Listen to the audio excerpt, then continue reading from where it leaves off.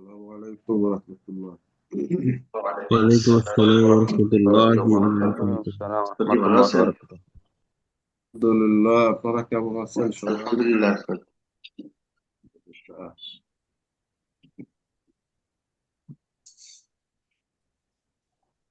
ওলামায়ে কেরাম 5 জন উপস্থিত হয়েছে, এত পর্যন্ত সংযুক্ত হয়েছে। আমরা শুরু করি, কি জি বলেন? ওস্তাদ। জি জি ওস্তাদ, ওস্তাদ। শুরু করা যাক। জি। বিসমিল্লাহির রহমানির রহিম। আলহামদুলিল্লাহ আলহামদুলিল্লাহি রাব্বিল আলামিন ওয়াল আকিবাতু লিল মুত্তাকিন والصلاة والسلام على سيدنا محمد وعلى آله وأصحابه وأزواجه وأتباعه أجمعين. رب اشرح لي صدري ويسر لي أمري واحلل عقدة من لساني يفقه قولي رب زدني علما. رب يسر ولا تعسر وتمم علينا بالخير. سبحانك لا علم لنا إلا ما علمتنا إنك أنت العليم الحكيم.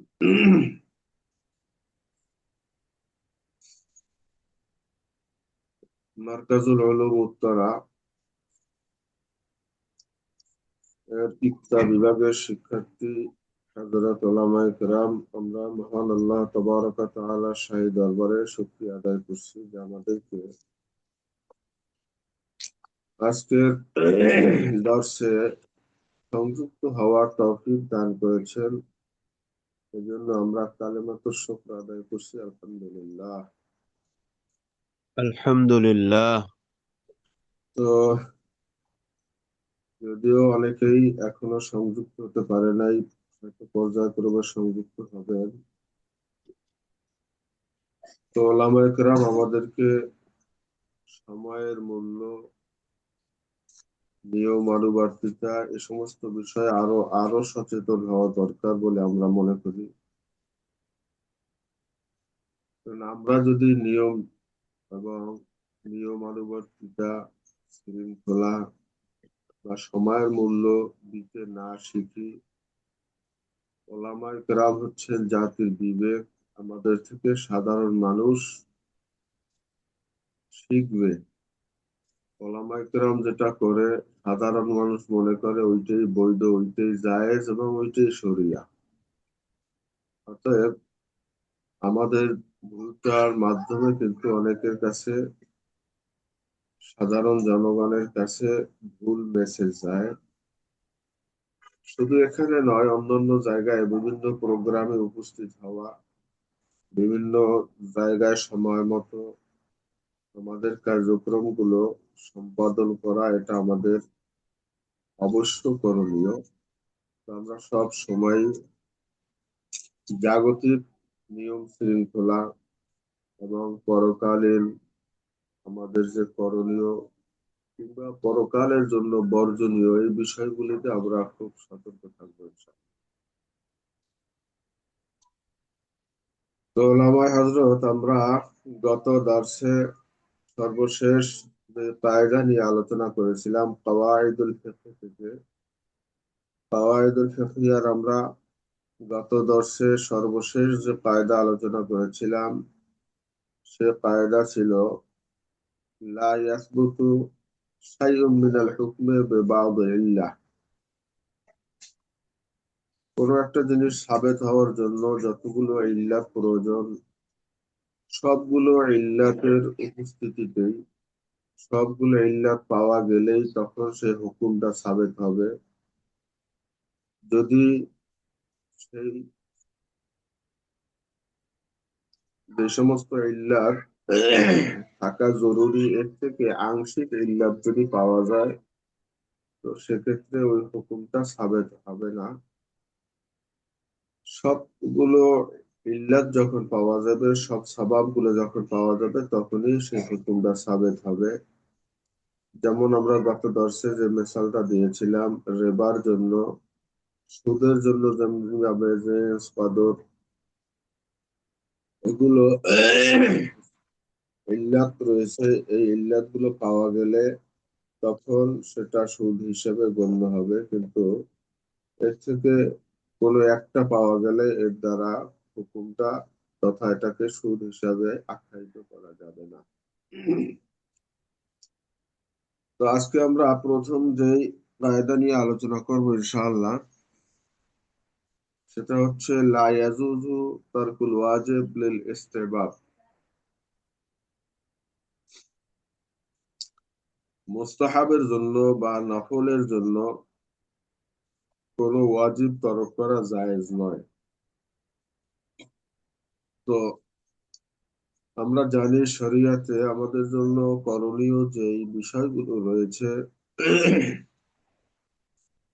আমাদের করণীয় বিষয়গুলোর মধ্যে ফারজিয়াত, ওয়াজিবাত, সুনান, নওয়াফিল, মুস্তাহাব্বাত ইত্যাদি কতগুলি স্তর রয়েছে। তো সেখানে ফরজকে ফরজের জায়গায়, ওয়াজিবকে ওয়াজিবের জায়গায়, সুন্নাত নফল মুস্তাহাবকে যার যার জায়গায় রাখা আমাদের জন্য আবশ্যক। তো এমত অবস্থায় যখন দুইটা আমলের মধ্যে তাআরুজ হয়, তখন আমাদেরকে দেখতে হবে কোনটা গুরুত্বপূর্ণ বেশি, সেটাকেই তারজিহ দিতে হবে, অগ্রাধিকার দিতে হবে। তো এখানে যে উসুলটা আমরা দেখলাম, সে উসুলের মধ্যে লা ইয়াজুজু তারকুল ওয়াজিব লিল ইস্তিহবাব, মুস্তাহাবের জন্য ওয়াজিব তরক করা জায়েজ নয়। যেমন আমরা যদি খেয়াল করি, বেতরের নামাজ পড়া আমাদের উপরে ওয়াজিব। আর এই বেতরের নামাজটা অবশ্য নফল এবং তাহাজ্জুদ নামাজের পরে পড়া মুস্তাহাব। তো সেক্ষেত্রে কারোর যদি এই মুস্তাহাব আদায়ের খেয়ালে সে বেতরের নামাজ পড়লো না, কিন্তু দেখা গেল সে নফল নামাজের জন্য উঠতে পারে নাই বা তাহাজ্জুদ নামাজের জন্য উঠতে পারে নাই, উঠতে না পারার সম্ভাবনাও তার থাকে, সেক্ষেত্রে সে ওয়াজিব আদায় করে নিবে। এর পরেও যেহেতু নফল বা মুস্তাহাব তাহাজ্জুদ এটা আদায় করা যাবে, অতএব আমার ওয়াজিবের যে দায়িত্বটা, আমার উপর যেটা ওয়াজিব হয়ে আছে সেটাকে আদায় করে নিব। এরপরে তাহাজ্জুদ, এটা আলহামদুলিল্লাহ যদি আল্লাহ তৌফিক দেন তাহাজ্জুদ করব, কিন্তু যদি আমার সন্দেহ থাকে যে আমি তাহাজ্জুদ নামাজ আদায় করতে পারি কি না, হ্যাঁ, যদি পারি তারপরে আমি বেতর করব, এটা হবে না। বরং যদি নিশ্চিত যদি হয়, তাহলে সেক্ষেত্রে মুস্তাহাব এবং ওয়াজিব দুইটাই আদায় করা সম্ভব হবে। তো এমত অবস্থায় যদি নিশ্চিত হয় তবে সেক্ষেত্রে এটা করা যাবে, কিন্তু নিশ্চিত যদি না হয় তাহলে আগে ওয়াজিব আদায় করে রাখবে এবং পরে সে নফল বা মুস্তাহাব বা তাহাজ্জুদের নামাজ ইত্যাদি আদায় করবে। এটাই হচ্ছে শরীয়তের বিধি। এরপরে আমরা যে কায়দাটা দেখব তা হচ্ছে লা ইয়াজুজুল জামউ বাইনাল হাকীকাতি ওয়াল মাজাজি মাকসুদাইন। লা ইয়াজুজুল জামউ বাইনাল হাকীকাতি ওয়াল মাজাজি। আমরা দেখি আরবি শব্দের মধ্যে অর্থগত দিক দিয়ে একটা হাকিকি অর্থ আর একটা মাজাজি অর্থ থাকে অনেক সময়। হাকিকি অর্থ এবং মাজাজি অর্থ, একটা শব্দের সরাসরি অর্থে ব্যবহার হওয়া, আরেকটা হচ্ছে মাজাজি বা রূপক অর্থে ব্যবহার হওয়া। এই দুইটা হতেই পারে, এবং অনেক কোরআন কারীম হাদিস শরীফে অনেক জায়গায় আমরা দেখি একটা শব্দ হাকিকি অর্থেই ব্যবহার হয়, কখনো কখনো একটা শব্দ আবার মাজাজি অর্থেও ব্যবহার করা হয়। তো সেক্ষেত্রে উদ্দেশ্যের দিক দিয়া আহ, এখানে মূল কিতাবের মধ্যে মাকসুদ আইন কথাটাও আছে। উদ্দেশ্যের দিক দিয়া হাকিকত এবং মাজাজ এই দুইটাকে একত্রিত করা জায়েজ নয়। যেটা দিয়ে আপনি হাকিকি অর্থ নিয়েছেন সেটা দিয়ে হাকিকি বুঝাবেন, যেটা দিয়ে মাজাজি অর্থ নেবেন এটা দিয়ে শুধু মাজাজি অর্থই নেবেন, ওইটার হাকিকি অর্থকে ওখানে নেওয়া যাবে না। যেটার হাকিকি নিয়েছেন সেটার মাজাজি নেওয়া যাবে না, যেটার মাজাজি নিয়েছেন সেটার হাকিকি নেওয়া যাবে না, এটা জায়েজ নয়। যেমন আমরা যদি মিসাল দেখি, আল্লাহর হাবিব সাল্লাল্লাহু আলাইহি ওয়াসাল্লাম তিনি বলেছেন, লা তাবিউদ দিরহামা বিদ-দিরহামাইন ওয়ালা সাআ বিস-সাআইন। তোমরা এক দিরহামের বিনিময় দুই দিরহাম ক্রয় বিক্রয় করবে না, এক সয়ের বিনিময় দুই শ ক্রয় বিক্রয় করবে না। তো আমরা জানি ওলামায়ে কেরাম এখানে শ যদিও এটা একটা মাপকাঠি, এটা একটা বাটখারা, এটা মাপার একটা যন্ত্র হচ্ছে শ। তো আসলে কেউ দাড়ি পাল্লা হোক কিংবা মাপার জন্য বাটখারা হোক কিংবা কোনো মিটার হোক, এটা কিন্তু বিক্রি করার জিনিস নয়, বরং এটার মধ্যে যে পণ্যটা যে জিনিসটা দিয়ে মাপা হয় ওই পণ্যটাই হচ্ছে ক্রয় বিক্রয়ের উদ্দেশ্য, সেটাই ক্রয় বিক্রয় হয়ে থাকে। ওখানে কিন্তু সরাসরি বাটখারা কেউ বিক্রয় করে না, অর্থাৎ যেটা দিয়ে মাপা হয় সেটার নাম হলো ছ। এই ছ বিক্রয় হয় না। আমরা যেমন মনে করেন আমরা বলি আমাকে 1 কেজি দেন। 1 কেজি এইটা কিন্তু একটা নির্দিষ্ট একটা মাপকাঠি, নির্দিষ্ট একটা মাপ কেজি। কিন্তু ওই কেজি দ্বারা মাপা হয় যে জিনিসটা, সেইটাই আমরা সাধারণত চেয়ে থাকি। 1 কেজি ডাল দেন, 1 কেজি আলু দেন, 1 কেজি পেঁয়াজ দেন। তো এই 1 কেজি বলতে কিন্তু আমরা মূল যে কেজি কোরিয়ান আমরা যেটাকে বলি সেটা কিন্তু আমরা চাই না। এখানে ছ দ্বারা মুরাদ হচ্ছে ওই পণ্যটা। তো সেখানে এই ছ দ্বারা কোনো ক্রমেই কিন্তু ওই মিজানকে বোঝানো হবে না, অথবা বাটখারাকে বোঝানো হবে না, এটা দ্বারা পণ্য বোঝানো হবে। অতএব এখানে দুইটা হাকিকাত এবং মাজাজ দুইটাকে একই বিষয়ের মধ্যে অন্তর্ভুক্ত করা যাবে না।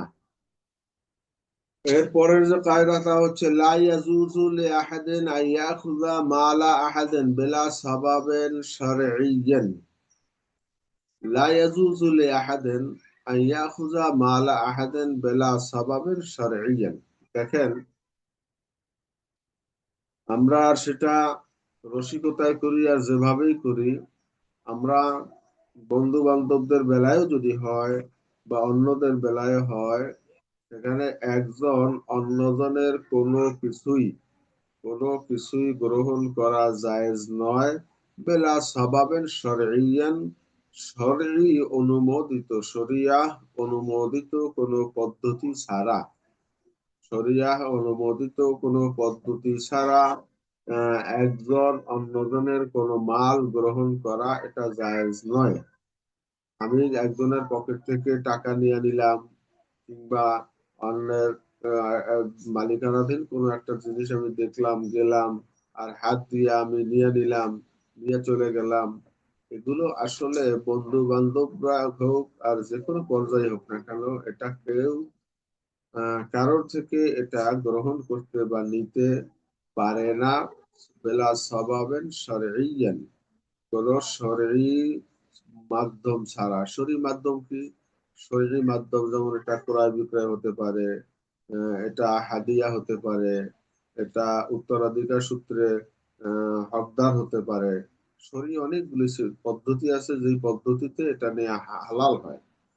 কিন্তু শরঈ পদ্ধতির বাইরে একজন অন্যজনের থেকে কোনো কিছুই গ্রহণ করলে সেটা জায়েজ হবে না। এটা হাজারো সে হাসি মুখে থাকুক, হয়তো মুখ লজ্জায় চক্ষু লজ্জায় সে কিছু বলবে না, কিন্তু এটা আমার জন্য জায়েজ হয় নাই। আর বিশেষ করে ওলামায়ে কেরাম আমরা এদিকে যথেষ্ট খেয়াল রাখতে হবে। সেটা ন্যূনতম সামান্যতম জিনিসও যদি হয়, এটাও আমরা শরঈ যে মাধ্যম আছে এই মাধ্যমের বাইরে আমরা সেটা গ্রহণ করব না, এবং সাধারণ মুসলমানদেরকে এ ব্যাপারে আমরা উৎসাহিত উদ্বুদ্ধ করবো ইনশাআল্লাহ। আচ্ছা, এরপরে আমরা দেখবো পরের কায়দা, লা ইয়াজুজু লিআহাদিন আন ইয়াতাসাররাফা ফি মিলকিল গায়রি বিগায়রি ইযনিহি। অন্যের মালিকানায় থাকা কোনো জিনিস তার অনুমতি ব্যতীত খরচ করা, এটা কারোর জন্য জায়েজ নয়। এটা প্রায় সেম একই কায়দা প্রায়। অন্যের মালিকানায় রয়েছে, তার অনুমতি ব্যতীত তার ওই মালটা, সেটা তার পোশাক হোক, সেটা তার একজোড়া জুতাই হোক, এমনকি আমি বলি তার পাগড়িটাও যদি হয়, তার টুপিটাও যদি হয়, এটাও ব্যবহার করা, এটা আমাদের জন্য অনুচিত, এটা আমাদের জন্য ব্যবহার করা উচিত নয়। একজনের জায়নামাজ হোক, একজনের একটা রুমাল হোক, চাদর হোক, সেক্ষেত্রে দেখা যায় কোনো কোনো ক্ষেত্রে যারটা ব্যবহার করলো সে অনেক সময় মনে করে যে ওই লোকটার অ্যালার্জি আছে, সে আমার চাদরটা বা লুঙ্গিটা পরিধান করলো, এখন তো এটা দিয়া সংক্রামিত আমি হতে পারি, তার মনের ভিতরে বিভিন্ন প্রকারের কষ্ট আসতে পারে। তো এমত অবস্থায় এটা আমাদের জন্য নাজায়েজ। তো উসুল হচ্ছে লা ইয়াজুজু লিআহাদিন আন ইয়াতাসাররাফা ফি মিলকিল গায়রি বিগায়রি ইজনিহি। অন্যের মালিকানাধীন কোনো কিছুই তার অনুমতি ব্যতীত ব্যবহার করা, খরচ করা, এটা জায়েজ নয়। অবশ্য তার যদি অনুমতি থাকে, অথবা তার যদি স্থায়ীভাবে পারমিশন থাকে যে তোমার যখন লাগবে তুমি আমার এইটা ব্যবহার করবে বা খরচ করবে, তখন সেটা করা যাবে। কিন্তু অনুমতি ছাড়া কোনো ক্রমেই এটা ব্যবহার করা, এটা শরিয়াতে জায়েজ নাই। এটা কিন্তু বলা যায় ওলামা কেরামের ঐক্যমত। মাজাল্লা এখানে হাওয়ালা হচ্ছে যে ওলামা কেরামদের সম্মিলিত যে রায়, সেই রায়ের থেকেই কিন্তু এই উসুলটা, এই কায়দাটা নেওয়া হয়েছে যে কারোর মালিকানাধীন, অন্যের মালিকানাধীন কোনো কিছুই তার অনুমতি ব্যতীত কেউ ব্যবহার করা, এটা জায়েজ নয়।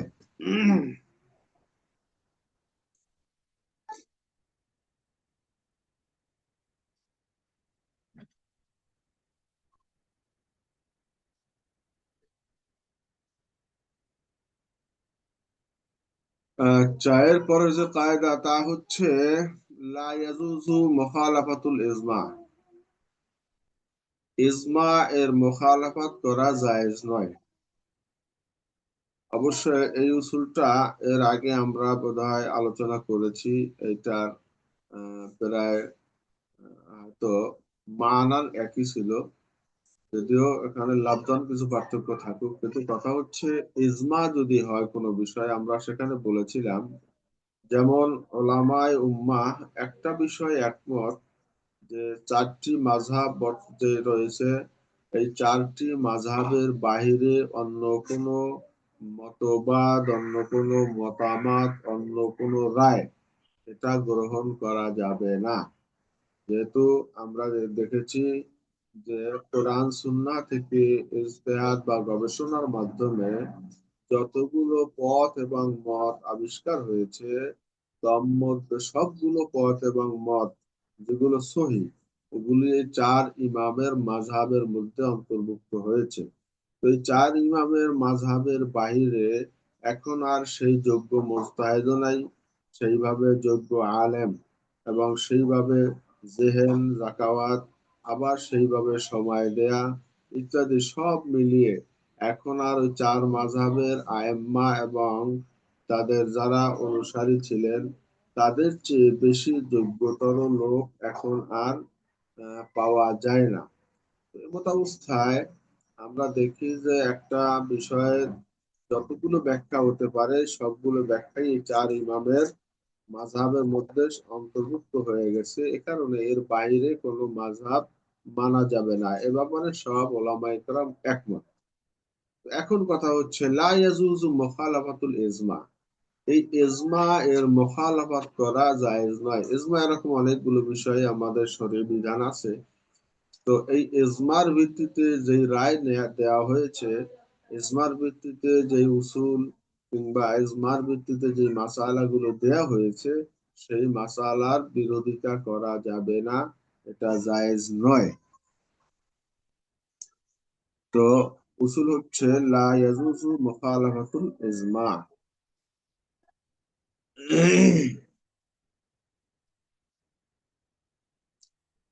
আচ্ছা, এরপরে আমরা পরের কায়দা দেখবো, লা ইয়াজিদুল বাদু আলাল কুল্লি ইল্লা ফি মাসআলাতিল জিহাদ। তো আহ, কুলের উপরে বাজকে জিয়াদা করা যাবে না মাসআলাতুল জিহাদ ছাড়া। তো জেহারের একটা মাসালা আমরা ওলামা একরাম অবশ্যই জানি। তো জেহারের যে মাসালা রয়েছে সেখানে স্ত্রীর একটা অঙ্গকে, পিঠ, এই পিঠকে মায়ের পিঠের সাথে তুলনা করা বা নির্দিষ্ট যেই আহ, পদ্ধতি রয়েছে সেভাবে যদি হয় তাহলে সেটা জেহার হিসেবে সাবেত হবে। তবে এখানে বলছে বাজকে কুলের উপরে জিয়াদা করা যাবে না। অর্থাৎ বাজের যে বিষয়টা হুকুম আছে, এখানে জেহারের যে হুকুম রয়েছে, সেই হুকুম অনুযায়ী জেহার হয়ে গেলে সেই হুকুম কার্যকর হবে। কিন্তু কেউ যদি আহ যেমন জেহারে কি বললো, তুমি আমার কাছে আমার মায়ের পিঠের মতো, এটা দ্বারা কিন্তু সুনির্দিষ্ট ভাবেই শরঈ একটা জেহারের বিধান আমরা জানি, একটা জেহারের বিধান আছে। কিন্তু এখানে কুল বলতে কেউ যদি এরকম বলে যে তুমি একদম আমার মায়ের মতো, অর্থাৎ এখানে কিন্তু কুল পুরাটাই পুরা তাকেই বলা হয়েছে তুমি আমার মায়ের মতো। এখানে কিন্তু ওই জেহারের সাথে এটাকে জেহাদা করা যাবে না যে জেহার সে আংশিক বলার মাধ্যমে তার উপরে এই বিধি কার্যকর হয়েছে।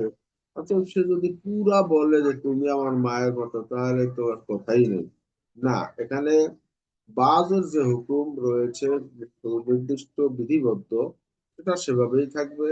আর এটাকে চুলের উপরে গিয়ে জিয়াদা করা যাবে না। তার কারণ হচ্ছে তার স্ত্রীকে সে অন্য কোনো গুণের কারণে বলতে পারে যে তুমি তো আমার মায়ের মতো।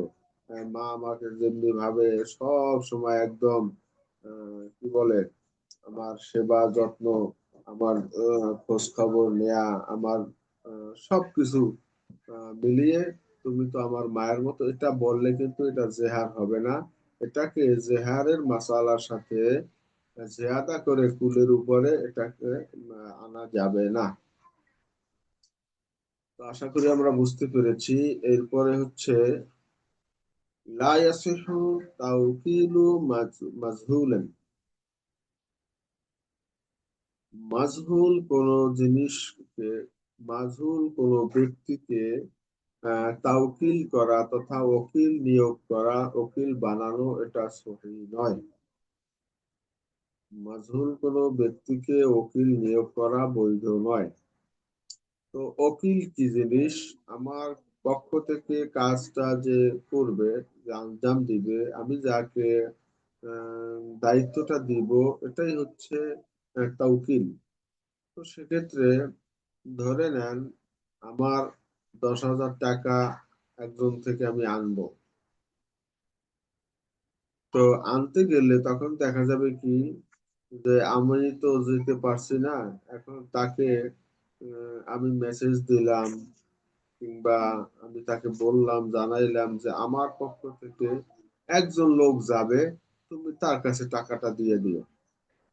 এখন দেখেন একজন লোক সে কিন্তু মাজহুল, এর দ্বারা সে নির্দিষ্ট করে নাই যে আমার অমুকে যাবে, তাহলে সে মারুফ হয়ে যেত। কিন্তু সে কোনো ব্যক্তির বা ব্যক্তির গুণাবলী, ব্যক্তির বৈশিষ্ট্য ইত্যাদির মাধ্যমে এটাকে যেহেতু স্পষ্ট করে নাই, ব্যক্তিটা মাজহুল রয়েছে, এই মাজহুল ব্যক্তিকে উকিল করা, উকিল বানানো এটা সহিহ নয়। কারণ এক ব্যক্তি যাবে আর আপনার এই কথাটা যখন আপনি বলেছেন, হয়তোবা দূর থেকে একজন লোক এটা শুনেছে, শুনে তাড়াতাড়ি গিয়ে বলছে যে আমাকে সে অমুকে পাঠাইছে, আমার কাছে টাকাটা দিয়ে দিন। তো উনি বললো যে আমি লোক পাঠাইছি। পরবর্তীতে দেখা গেল অন্য লোকে টাকা নিয়েও গেছে। পরে ওনার নির্ধারিত লোক গিয়ে বললো যে টাকা তো নিয়ে গেছে, কে দিছে? কারণ সে বলছেন একজন লোক পাঠাবো, আমি তো লোক, লোক একজন এসে আমাকে চাইছে, আমি দিয়ে দিছি। এখন তো সে জানে না সে টাকাটা কে নিছে। এমত অবস্থায় দেখা যাবে পরবর্তী সময়ে ব্যাপক একটা ফিতনার সৃষ্টি হবে, অনেক বড় ঝামেলা বা সমস্যার সম্মুখীন হবে। এই কারণে আগেই এখানে কায়দা বা উসুল নির্ধারণ করে দেওয়া হয়েছে যে না, অপরিচিত কাউকে উকিল বানানো এটা জায়েজ নয়, এটা সহি নয়, এটা সঠিক নয়। বরং আপনি যদি এরকম কাউকে উকিল বানান, তো সেক্ষেত্রে আপনি সুনির্দিষ্ট ভাবে তাকে বলে দিবেন যে আমার এই লোক যাবে, লোকটার এই এই রকমের, সে এই এই মানে এই এইভাবে সে পরিচয় দিবে, বা তার বডি কনস্ট্রাকশন এরকম, কিংবা তার মুখাবয়ব এরকম, তার পোশাক এরকম। অর্থাৎ এক কথায় সে যাতে তার কাছে তার নির্ণয় করা সম্ভব হয়, এরকম হতে হবে। মাজহুল যদি হয়, ওলামা কেরাম মক্তব চালাইবেন ভালো, এর মধ্যে এই নফল, এটাকে নফল মনে করে সকলে ডিস্টার্ব করা ঠিক না।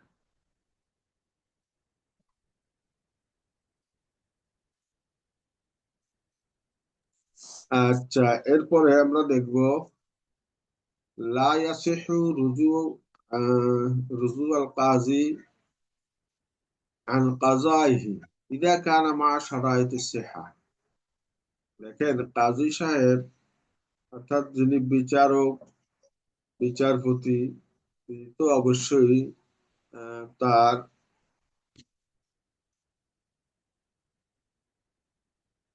তো বিচারক তিনি সাক্ষী, শারায়েত এবং সকল কিছু তার দলিল প্রমাণাদি সাপেক্ষেই তিনি রায় দিবেন। কিন্তু রায় হয়ে গেছে, রায়ের কপি বের হয়ে গেছে, রায় সে তার জবান থেকে বের করে দিয়েছে, সেটা মৌখিক হোক লিখিত হোক, এটা হয়ে যাওয়ার পরে, এবং সেই রায়টা হয়েছে মা শারায়েতে সেহা, এবং সঠিক শর্ত শারায়েত সাপেক্ষেই হয়েছে। অর্থাৎ একটা রায় সহি হওয়ার জন্য যতগুলো এভিডেন্স, যতগুলো দলিল আদিল্লা, সাক্ষী সামর্থ্য যা লাগে, সব কিছুই যথাযথভাবেই ছিল। আর এই সাপেক্ষেই, যথাযথ প্রমাণ সাপেক্ষেই সে রায় দিয়ে দিয়েছে। এই রায় দেওয়ার পরে এখন কাজী সাহেব আবার পরে যদি বলেন যে না, আমি আমার রায় প্রত্যাহার করলাম, এটা সহি হবে না, রায় প্রত্যাহার করা যাবে না। তো আমরা কি দেখলাম, কাজী তার যেই রায়টা যথাযথ নিয়ম মেনে রায় দিলে, সেই রায়টা কোনো প্রলোভনে হোক, কোনো প্রেসারে হোক, কোনো অন্য যে কোনো ভাবে হোক, যদি সে রায় প্রত্যাহারের ঘোষণাও দেয়, এটা তার এই ঘোষণা সহি হবে না, তার এই যে রায় এটা বাতিল হবে না। আচ্ছা, এরপরে পরের কায়দা হচ্ছে লা ইউতামাদু আলাল খাত্তে ওয়ালা ইউমালু বিহি লিআন্নাল খাত্তা ইয়াশমাল খাত। আচ্ছা, তো এখানে শুধুমাত্র চিঠি, শুধুমাত্র একটা চিঠির উপরে ইতেমাদ করা যাবে না, এবং সে অনুযায়ী কাজও করা যাবে না। কারণ চিঠির মতো চিঠি হতেই পারে। দেখেন ওলামায়ে কেরাম, আমরা এমন এক যুগে বর্তমানে আছি, যেই সময়ে আমরা দেখি যে সচিবালয় থেকে, মন্ত্রণালয় থেকে, বিভিন্ন বিভাগ এবং দপ্তর থেকে বিভিন্ন প্রকারের কখনো কখনো জিও পর্যন্ত, গভর্নমেন্ট অর্ডার পর্যন্ত, এটা মানুষ চিঠি আকারে তৈরি করে নিজেরা টাইপ করে এটাকে সিল দিয়া প্যাড বানাইয়া স্বাক্ষর দিয়ে এরপরে ফেসবুকে তারা ছেড়ে দেয়। তো এখন এইটার উপরে ডিপেন্ড করে কিন্তু আমি কোনো কথা বলতে পারি না। বিশেষ করে এআই এর এই যুগে এখন কিন্তু কোনো ক্রমে ফেসবুক নির্ভর হলে তার ইমানও থাকবে না। ফেসবুক নির্ভর হলে ইমানও থাকবে না। আমি এই কথাটা এই জন্য বলছি যে ফেসবুকে যেই কলটা বানাইয়া মিথ্যা কারো ব্যাপারে চালিয়ে দেওয়া হলো, আমি ওই মিথ্যাটাকে ফেসবুক থেকে দেখে প্রচার করলাম। এই প্রচার করলে দেখা যাবে আল্লাহর হাবিব সাল্লাল্লাহু আলাইহি ওয়াসাল্লাম তো বলেছেন যে কাফা বিল মারই কাযিবান আন ইউহাদ্দিসা বিকুল্লি মা সামিআ। সে যা শোনে তাই বলা, এটা একটা লোক মিথ্যাবাদী হওয়ার জন্য যথেষ্ট। তো আমি এই যে আবার দেখেন এখন কিন্তু আমি দেখলাম যেটা কোন কোন জায়গায় কোরআনুল কারীমের আয়াতের বিকৃত তর্জমা, কোন কোন জায়গায় বানানো হাদিস, এগুলো ফেসবুকে পোস্ট করা হয়। তো সেক্ষেত্রে কথা হচ্ছে এটা একটা দিক। আর একটা দিক হচ্ছে যে কোনো একটা বিষয়ের কোনো ফরমান হতে পারে, কোনো নোটিশ হতে পারে, কোনো একটা মেসেজ হতে পারে। এটা দেখা যায় আজকাল কি হয়, মোবাইলে দেখা যায় আইডি হ্যাক হয়। শরিয়াহ এটা তো আহ, আমাদের জন্য চিরস্থায়ী একটা বিধান, যেটা কেয়ামত পর্যন্ত এটা উপযোগী, আমাদের জন্য উপযোগী একটা বিধান। তো এই জাতীয় ফিতনায় যে আমরা পড়বো বা সমস্যার সম্মুখীন হব, এটা তো আল্লাহ এবং আল্লাহ রসুল আগে থেকেই জানতেন। তারা যেই রায় দিয়ে দিয়েছেন, যেই সেটার আলোকে যে কায়দা মুজতাহিদিন একরাম আবিষ্কার করেছেন, এই কায়দাগুলো আমাদের জন্য জরুরি। এবং এটা আমাদের যেমনি ভাবে শুধু করলাম খেয়ালও রাখতে হবে। তো এক্ষেত্রে দেখা গেল আইডি হ্যাক হওয়ার মাধ্যমে একজন আপনাকে একটা মেসেজ দিল, চিঠি দিল যে আমাকে জরুরি 17,000 টাকা, 20,000 টাকা দেন, আমি আবার কাল বিকালে বা কালকের মধ্যে দিয়ে দেবো। এখন যার আইডি থেকে এটা দেয়া হয়েছে, তো দেখা গেল তার আইডিটা হ্যাক করে অন্য কেউ এই মেসেজটা দিয়েছে। সে ওখানে একটা নাম্বারও দিয়ে দিল, ওই নাম্বারে আপনি টাকা পাঠাইয়াও দিলেন। তো দেখা গেল পরবর্তী সময় আপনি জানলেন যে এই আইডিটা তার নয়। অর্থাৎ এই আইডিটা যার, তার ঠিকই আছে, কিন্তু যিনি এই আপনাকে মেসেজটা দিয়েছে, এই মেসেজটা মূলত মূল আইডির মালিক দেয় নাই, অন্য কেউ দিয়েছে। তো অন্য কেউ দিয়ে আপনি ওই নাম্বারে টাকা আপনার থেকে নিয়ে আনিছে, উনি মোবাইল বন্ধ করে রেখেছে, ওই নাম্বারে এখন আর পান না। এরকম ঘটনা কিন্তু অভাব নাই। এই জন্য লা ইউতামাদু আলাল খাত, এই ধরনের মেসেজের উপরে, চিঠির উপরে এতেমাদ করা যাবে না। ওয়ালা ইউমালু বিহি, এবং এটার উপরে আমলও করা যাবে না। তো যখন এটা আপনি মেসেজ পাওয়ার পরে আবার কথা বললেন, সরাসরি সরাসরি কথা বললেন, এবং কথায় তো কণ্ঠ পরস্পরের হয়তো চিনবেন। আবার যদি এরা কণ্ঠ তো ভালো স্পষ্ট না হয়, তাহলে আপনি এমন কিছু দিয়া পরীক্ষা করতে পারেন যে এটা আসলে তার মেসেজ কিনা, এটা প্রকৃতপক্ষে ওই আইডির মালিক কিনা।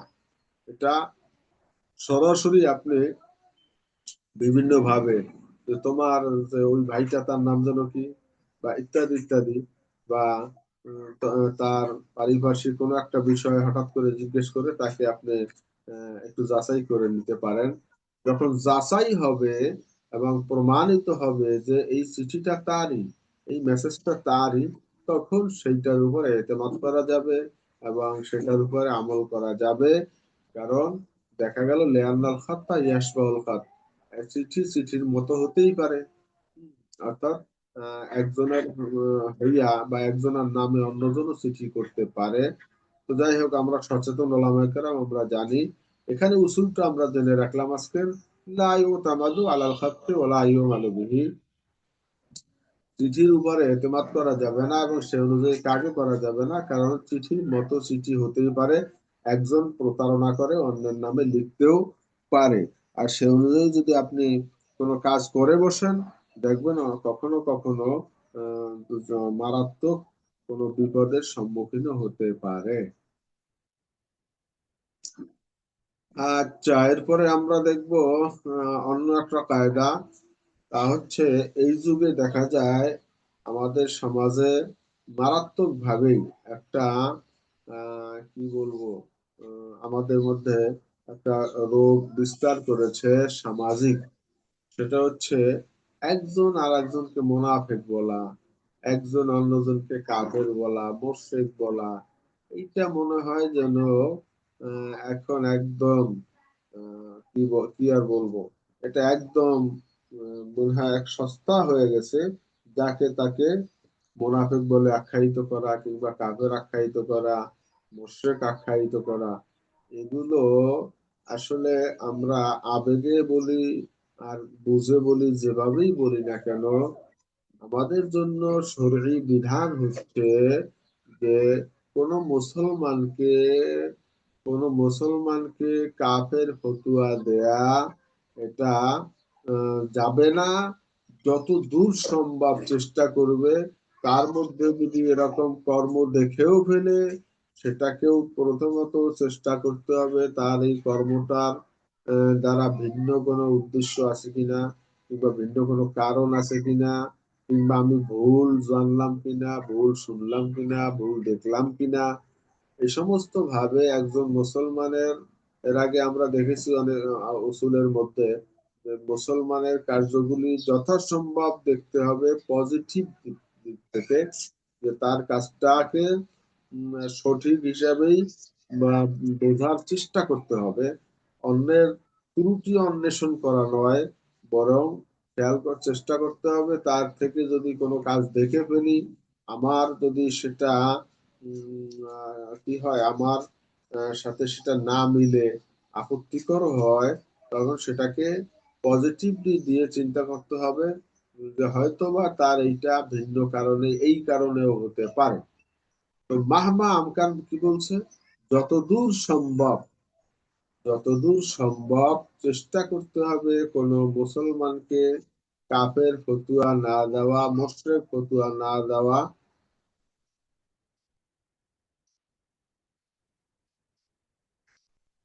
কাফের মুশরিক ফতুয়া এটা দেওয়ার মধ্যে কোনো কৃতিত্ব নেই, বরং এর দ্বারা অনেক সময় এমন বিপদ হতে পারে। যেহেতু আপনারা জানেন হাদিস শরীফের মধ্যে যে ভাবে বলা আছে, কেউ যদি কোনো ব্যক্তি সে মুশরিক নয়, কাফের নয়, মুনাফিক নয়, কিন্তু কেউ যদি তাকে এভাবে বলে ফেলে, তাহলে দেখা যাবে যে আমরা যেটা হাদিসে দেখেছি, যে ওই কাফের শব্দটা, মুশরিক শব্দটা, মুনাফিক শব্দটা আল্লাহ পাকের কাছে তখন সে আরজি পেশ করে। সেই আরজির ভিতরে সে বলে, আল্লাহ আমাকে তো এইভাবে অমুকে বলেছে, এখন যার ব্যাপারে বলেছে সে তো মুনাফিক নয়, কিংবা সে তো কাফের নয়, কিংবা সে তো মুশরিক নয়। এখন আমাকে তো সে তার জবান থেকে বের করেছে, আমি এখন কোথায় বসবো, আমি কার মধ্যে কার্যকর হব? তখন আল্লাহ তাআলার তরফ থেকে বলা হয়, যাকে বলেছে সে যদি কাফের না হয়, মুশরিক মুনাফিক না হয়, তাহলে যেই লোকটা বলেছে তুমি তার উপরে কার্যকর হও। তো দেখেন কত বড় কঠিন এবং কত বড় জঘন্য কথা। তো সেক্ষেত্রে আমাদেরকে অবশ্যই কথা বলার আগে হিসেব করতে হবে। একজনকে একদম সস্তা ভাবে ভাবে করে মুনাফিক, কাফের, মুশরিক ইত্যাদি এগুলো আমরা বলতে পারি না, বলা যাবে না, ফাসিক এভাবে বলা যাবে না। বরং যথাসম্ভব চেষ্টা করতে হবে, বিশেষ করে কুফরি শব্দটা, কাফের শব্দটা অত্যন্ত সচেতনতার সাথে।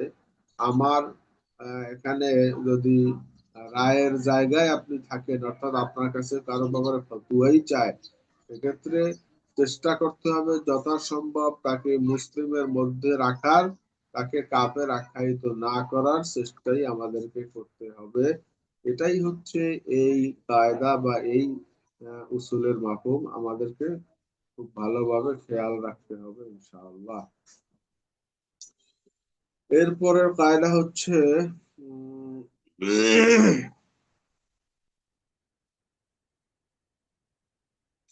লা ইউকাসুল মানসুস আলাল মানসুস।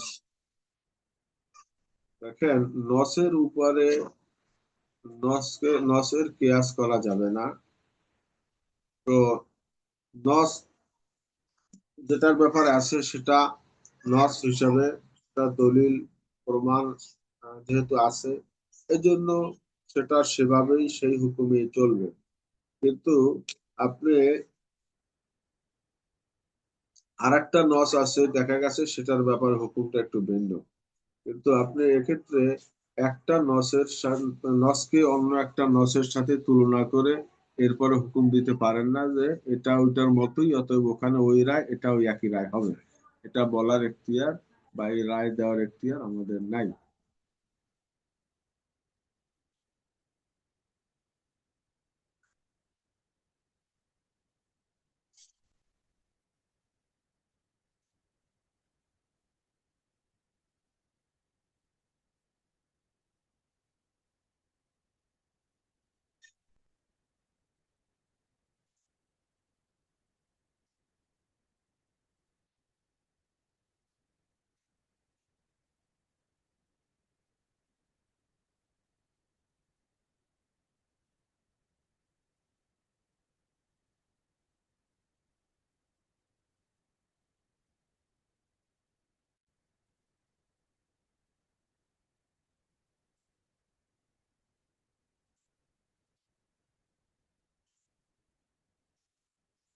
আচ্ছা, এরপরে আমরা দেখবো পরের কায়দা, লা ইউকাদ্দামু আহাদুন ফিত তাজাহুম আলাল হুকুক ইল্লা বেমুরাজ্জাহ। আচ্ছা, এখানে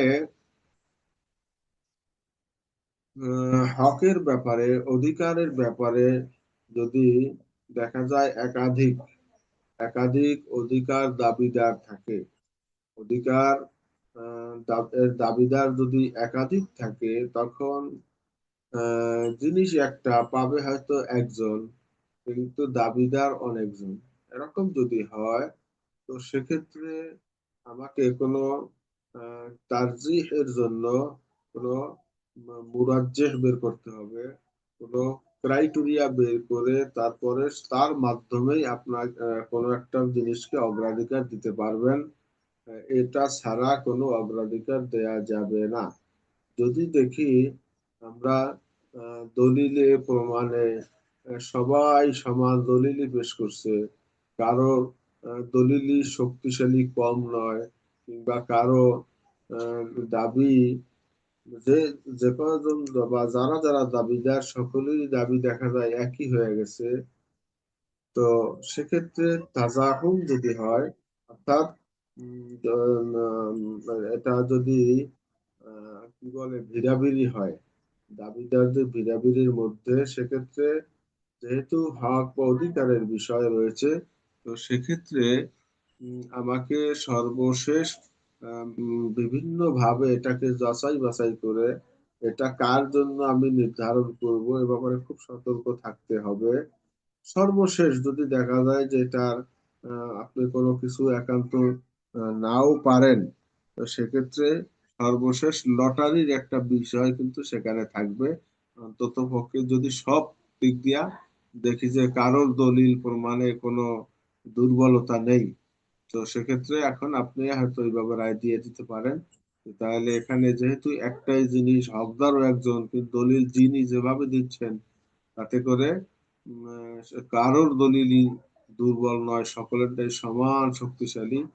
সেখানে লটারির একটা বিষয়ও থাকতে পারে। এটা হচ্ছে লা ইউকাদ্দামু আহাদুন ফিত তাজাহুমি আলাল হুকুকি ইল্লা বিমুরাদ্দিহ। আচ্ছা, আমাদের সময় হাতে কম, কিন্তু কায়দা অনেকগুলোই বাকি রয়েছে।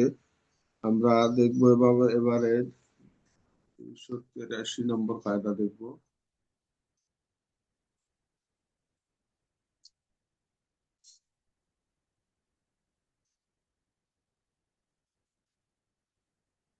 আচ্ছা, এটা অবশ্য আমাদের এর আগের আলোচনায় গেছে। অর্থাৎ মানার কায়দা আলোচনা হয়েছে, সেটা হচ্ছে লা ইয়ানকুদুল কাযা বিহি মা ইজা কুদিয়া বিশাইয়্যিন মুখালিফুল লিল ইজমা। অর্থাৎ এর আগের যে কায়দা আমরা জেনেছি যে ইজমার মুখালাফত করা যাবে না, সেই রকমই যে ইজমা এর মুখালাফত কোনো ফয়সালা যদি হয়েও যায়, ইজমা এর বিরোধী কোন প্রকারের কোন রায় যদি কেউ কোনো কাজে দিয়েও থাকেন, সেই রায় কার্যকর হবে না। কি বলছে? যে লা ইউনফাজুল কাযাউ বিহি মা ইজা কুদিয়া বিশাইয়্যিন মুখালিফুল ইজমা। মুখালিফ ইজমা যদি হয়, শাইয়্যিন মুখালিফুল লিল ইজমা, ইজমা এর মুখালিফ হয়েছে এমন কোন রায় যদি কোনো কাজী সাহেব, কোনো বিচারক কিংবা কোনো সালিশ বা এভাবে যে কোনো দায়িত্বশীল যদি এরকম রায় দিয়েও ফেলে, সে আপনি বলবেন যে রায় দেয়া তো সঠিক হয়নি, বাস এখন বলবে দিয়ে তো ফেলছেই রায়, আপনি তখন বলবেন যে সে রায় দিয়েও যদি ফেলে, সেই রায় এটা কার্যকর হবে না। কারণ উসুল হচ্ছে লা ইউখাযুল কাযাউ বিহি মা ইযা কুযিয়া বিশাইইন মুখালিফিন লিল ইজমা। তো ইজমায়ের মুখালেফ কোন রায় হয়ে গেলেও সেই রায়টা এটা কার্যকর হবে না। আচ্ছা, এর পরের কায়দা হচ্ছে লা ইউনকারু তাগায়্যুরুল আহকামে বিতাগায়্যুরিল আজমান। তো লা ইউনকারু তাগায়্যুরুল আহকাম বিতাগায়্যুরিল আজমান।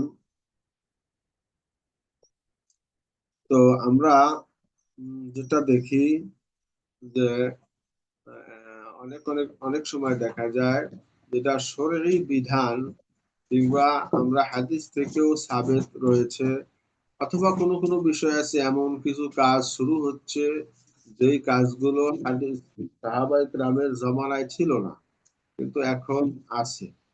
তো এর মাধ্যমে কি হয়েছে যে তাগায়ুরুল আহকাম হয়েছে, বিধান পরিবর্তন হয়েছে। এখন আপনি যদি বলেন কোন আহলে হাদিস দাবিদার হইয়া যে হাদিসে তো এটা নাই, অতএব এটা জায়েজ নয়, কিন্তু উসুল হচ্ছে ওলামায়ে কেরামদের সিদ্ধান্ত হচ্ছে তাগাইয়ুরুল আজমানের কারণে, অর্থাৎ যুগের পার্থক্যে, যুগের পরিবর্তনে আহকামেরও কিছু কিছু পরিবর্তনের বিষয় আছে। যেমন মসজিদ বন্ধ রাখা, না না, মসজিদ বন্ধ রাখা এটা কিন্তু শরীয়ী বিধান নয়। কারণ মসজিদে যখন যার সুযোগ হবে, সে ফরজ হোক বা অন্য নামাজ হোক বা বিভিন্ন ভাবে, মসজিদ কিন্তু বন্ধ রাখা জিনিস নয়, মসজিদ খোলাই থাকবে। কিন্তু বর্তমান জামানায় দেখা যায় মসজিদে ফ্যান থাকে, লাইট থাকে, অন্যান্য দামি অনেক জিনিসপত্র থাকে। তো সেক্ষেত্রে এটা যদি খোলা থাকে, কখন কোন চোর হোক অথবা অন্য যে কোনো কুমতলব নিয়ে কেউ মসজিদে ঢুকলো, তো এই মত অবস্থায় এই মসজিদ যদি খোলা থাকে তাহলে মাল চুরি হয়ে যাবে, বারবার চোরদের জন্য একটা বড় সুযোগ হবে। কারণ চুরি যে করে, সে বাড়িতেও চুরি করে হারাম, মসজিদেরটা চুরি করাও তো হারাম, এটা তো সে জানে। অতএব সে মসজিদে সে সুন্দর খোলা পেয়ে সে ওখান থেকে চুরি করতে পারে। তো এমত অবস্থায় এই সময়ের পরিবর্তনে, যুগের প্রয়োজনে আহকামের কিছু কিছু পরিবর্তন, এটা কিন্তু শরিয়াহ সম্মত, এটা জায়েজ আছে। এর জন্য মসজিদ আটকিয়ে রাখা এটা তখনকার জন্য জায়েজ আছে। আবার দেখেন, ইমামের বেতন নেয়া, যেটা এখানে আমাদের আপনারা যদি দেখেন সেখানে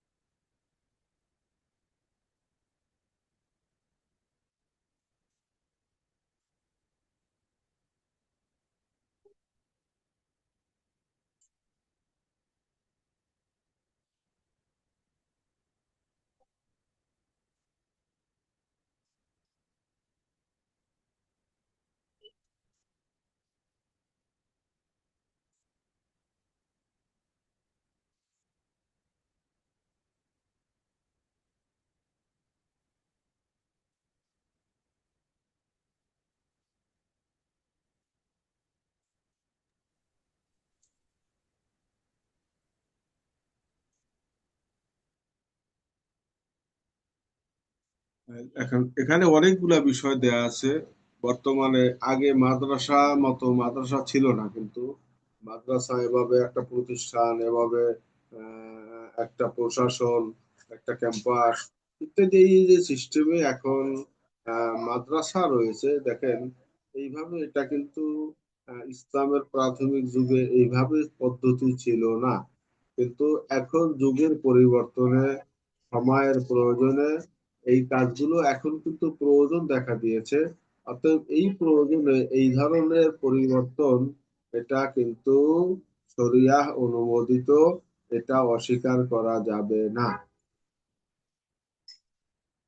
আচ্ছা, আমরা যদি পরের কায়দা দেখি, পরের কায়দা হচ্ছে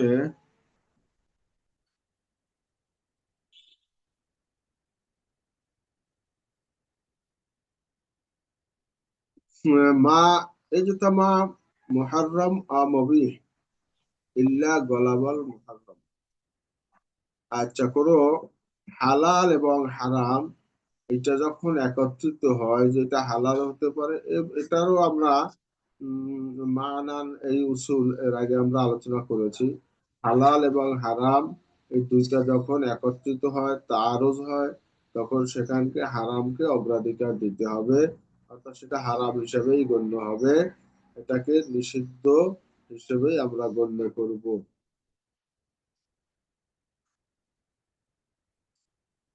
আচ্ছা,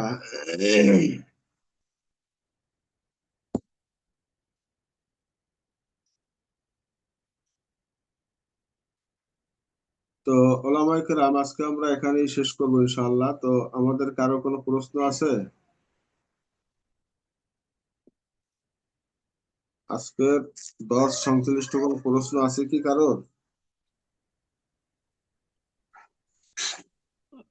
ওস্তাদ, একটা বিষয়, আমরা যে আমাদের পরীক্ষা তো সামনে, আর 2টা সপ্তাহ তো ক্লাসের সুযোগ পাবো, তো দয়া করে যদি সাজেশনটা দিয়ে দিতেন তাহলে একটু আমরা আগে থেকে দেখতাম আর কি। জি, শুকরিয়া, ধন্যবাদ। ইনশাআল্লাহ এই সপ্তাহের মধ্যে ইনশাআল্লাহ গ্রুপে আমি দিয়ে দেবো। ইনশাল্লাহ ওস্তাদ, শুকরান, জাযাকাল্লাহ। জি, তাহলে আজকে আমরা এখানেই বিদায় নিচ্ছি। সুবহানাল্লাহি ওয়া বিহামদিহি, সুবহানাল্লাহিল আযীম, সুবহানাকাল্লাহুম্মা ওয়া বিহামদিকা, আশহাদু আল লা ইলাহা ইল্লা আনতা, আস্তাগফিরুকা ওয়া আতুবু ইলাইক। আসসালামু আলাইকুম ওয়া রাহমাতুল্লাহ। السلام عليكم. عليكم السلام ورحمة الله وبركاته.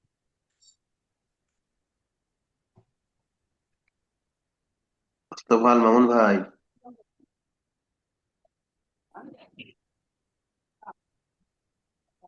জি ভাই, শুনতে পাচ্ছি। ভালো ভালো আছেন? আলহামদুলিল্লাহ ভাই, আপনার কি অবস্থা ভাই? আলহামদুলিল্লাহ।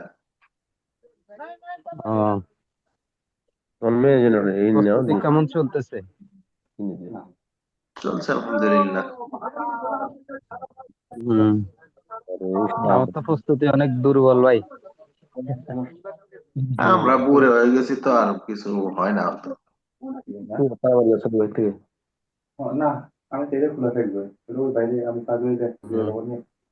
আমি একটু বাহিরে আছি, বুঝছেন নি, ঘরে নাই। কোথায় কোথায়? রাস্তায় রাস্তায়। রাস্তায় কেন? রাজনৈতিক কাজে ভাই। আহ, কোন দলের? দাঁড়িপাল্লা। মাশাআল্লাহ। এই শেষ মুহূর্তে আইসা চরমোনাই যা খেলা দেখাইলো। দাঁড়িয়ে পাল্লা জিন্দাবাদ। আমাদের না, এখানে আমাদের রিক্সা, উস্তাদ আছে, উস্তাদ আছে ভাই, আমাদের আমাদের এখানে উস্তাদ আছে। রিক্সা। চতুর চরমোনাই ভাষার উস্তাদ আছে। দেখালো, এটা আসলে চরম ভাবে, মানে মানুষের মধ্যে এতদিন ঐক্যের পক্ষে যে একটা কথা বলতাম, এটা আর বলার মতো মুখই থাকলো হুম, না। হ্যাঁ হ্যাঁ। আচ্ছা, আমাদের উস্তাদ আছে ভাই, আমরা আমাদের ব্যক্তিগত বা রাজনৈতিক বিষয়গুলো আলোচনা না করলে মনে হয় ভালো হয়। উস্তাদ না থাকলে আমরা একসঙ্গে আলোচনা করবো ইনশাআল্লাহ। আমাদের লোকজন এখানে অলরেডি কাজে ব্যস্ত হচ্ছেন, অবশ্যই। আসসালামু ক্লাসের আলাইকুম ওয়া কারণে একটু রাহমাতুল্লাহি ওয়া পেছনে আছি। বারাকাতুহু। ওয়ালাইকুম ওয়ালাইকুম আসসালাম ওয়া আসসালাম। ওয়ালাইকুম রাহমাতুল্লাহি আসসালাম ওয়া ওয়া বারাকাতুহু। রাহমাতুল্লাহি ওস্তাদ জি, ওয়া ভালো আছেন? বারাকাতুহু। কেমন আছেন? আলহামদুলিল্লাহ। আপনারা কেমন আছেন? ভালো আছেন? আলহামদুলিল্লাহ। জি আপনাদের ওখানে আলহামদুলিল্লাহ। তো মনে হয় শীত শুরু হয়েছে আবার, না? হ্যাঁ, শীত তো আবার একটু শুরু হলো দেখা যায়। কমছিল মাঝখানে, আবার একটু বাড়ছে। এমনি সকালে শীত থাকে, দুপুরের দিকে সূর্য উঠে গেলে তো আর কোনো শীত থাকে না, গরম লাগে তখন। এই 9টা পার হইলে আর ওস্তাদজি ঠান্ডা খুব একটা থাকে না। ঠান্ডা একেবারে কমে যায়। 9টা পর্যন্ত মোটামুটি থাকে আর কি। দিনে মোটামুটি ভালো থাকে, রাত্রে আবার একটু শীত বাড়ে।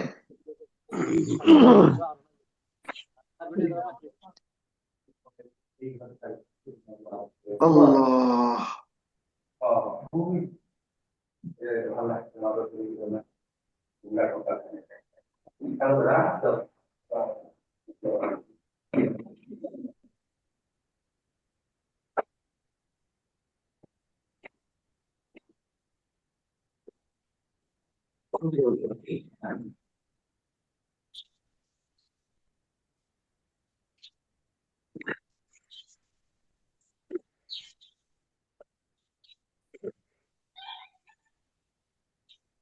আল্লাহুম্মা সাল্লি আলা সাইয়্যিদিনা মুহাম্মদ।